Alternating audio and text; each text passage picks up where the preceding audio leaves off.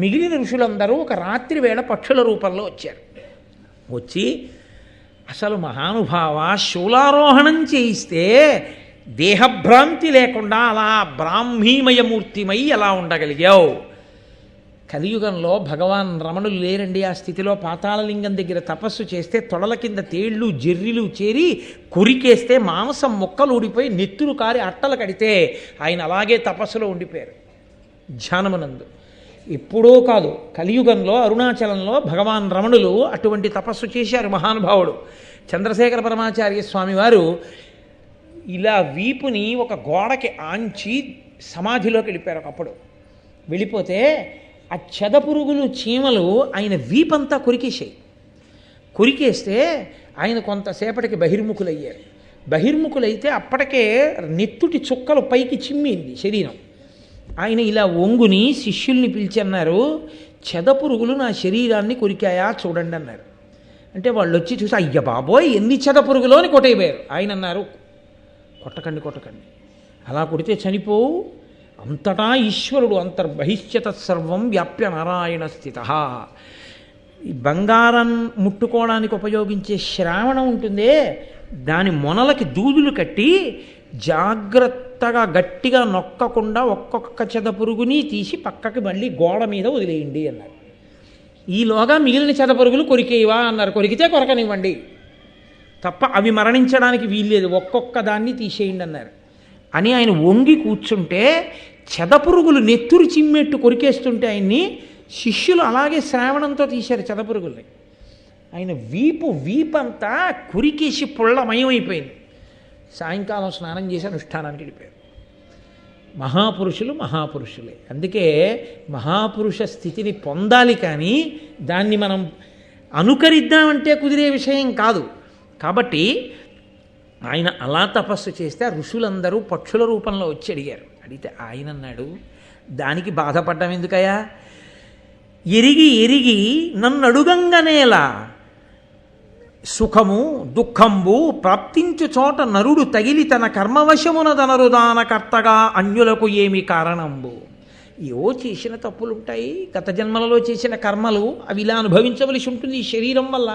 కాబట్టి ఈ శరీరం ఖేదం పొందుతూ ఆ చేసిన పాపం పోతోంది అని ఆయన ఆ ఋషులందరికీ సమాధానం చెప్పాడు. వాళ్ళు ఆశ్చర్యపోయి వెళ్ళిపోయారు. అక్కడ రాత్రి వేళ కాబట్టి కొంతమంది భటులు నగర రక్షణార్థం తిరుగుతున్నారు. వాళ్ళు చూసి అయ్య బాబోయ్ ఇతను చచ్చిపోలేదన్నమాట, తపస్సులో ఉన్నాడు, ఎంతటి మహానుభావుడురా, ఇంతకాలం కూడా శూలానికి తపస్సులో ఉన్నాడా, ఋషులు వస్తే మాట్లాడుతున్నాడా అని పరిగెత్తుకుంటూ వెళ్ళి రాజుకు చెప్పారు.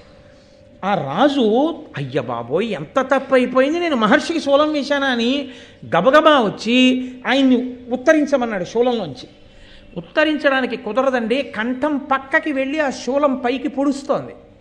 కాబట్టి ఇప్పుడు శూలాన్ని బయటికి లాగడం కుదరదు, శూలం నుంచి ఇన్ని పైకి లాగడం కుదరదు, ఇబ్బంది వస్తుంది. అందుకని శూలం మొదలు వరకు కోసేస్తామన్నారు, కోసేయమన్నారు. ఆ శూలం మొదటి వరకు కోసేస్తే ఆయన కంఠం దగ్గర నుంచి ఆ శూలం కొయ్యడంలో ఇలా మొన పైకొచ్చింది. ఇలా పైకొచ్చి ఉండిపోతే ఆయనని ఆణిమాండవ్యుడు అని పిలిచారు. శూలం శరీరంలో ఉండిపోయింది కాబట్టి ఆయన తన తపశ్శక్తితో అన్ని లోకాలకి వెళ్ళాడు. వెళ్ళి ఏ తప్పు చేస్తే గత జన్మలలో ఇంత పెద్ద శిక్ష పడింది తెలుసుకోవాలనుకున్నాడు. చిత్రగుప్తుడు రాస్తూ ఉంటాడుగా, యమలోకానికి వెళ్ళి యమధర్మరాజు గారిని అడిగాడు, ఏం తప్పు చేశానయ్యా గత జన్మలలో, నేను ఏ తప్పు చేస్తే నాకు ఇంత పెద్ద శిక్ష పడింది చెప్పు అని అడిగాడు. ఆయన చిట్టా తీసి అన్నాడు, మీరు గత జన్మలో చిన్నపిల్లవాడిగా ఉన్నప్పుడు తూనీగల్ని పట్టుకొని, ఆ తూనీగలు రెక్కలు పట్టుకుంటూ ఉంటారు, పట్టుకుని వాటి పృష్ఠభాగముల యందు సూదులు గుచ్చుతూ ఉండేవారు, తెలిసో తెలియకో పిల్లవాడిగా. ఆ చేసిన పాపం పోవాలి కాబట్టి మీకు శూలారోహణం పడింది ఈ జన్మలో. ఏ జన్మలో జీవుడు ఏ పాపం చేసినా ఎప్పుడోప్పుడు అనుభవించక తప్పదు, అందుకని ఇప్పుడు అనుభవించారన్నాడు. అంటే ఆణిమాండవ్యుడు అన్నాడు,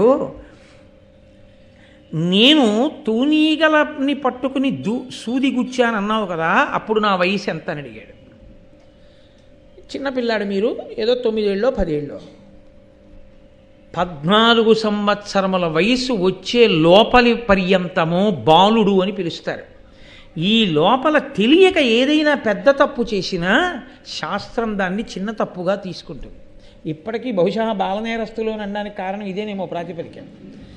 కాబట్టి అది పరిణతి చెందని వయస్సు, తెలిసి తెలియని వయస్సు, అది ధర్మమా అధర్మమా తెలియని వయస్సు.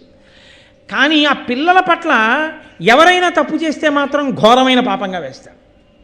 వాళ్ళది తెలిసి తెలియని వయసు, నీకు తెలుసు, నువ్వెందుకు వాళ్ళకి అపకారం చేయాలి, అందుకని ఎవరైనా చేస్తే ఒప్పుకోరు.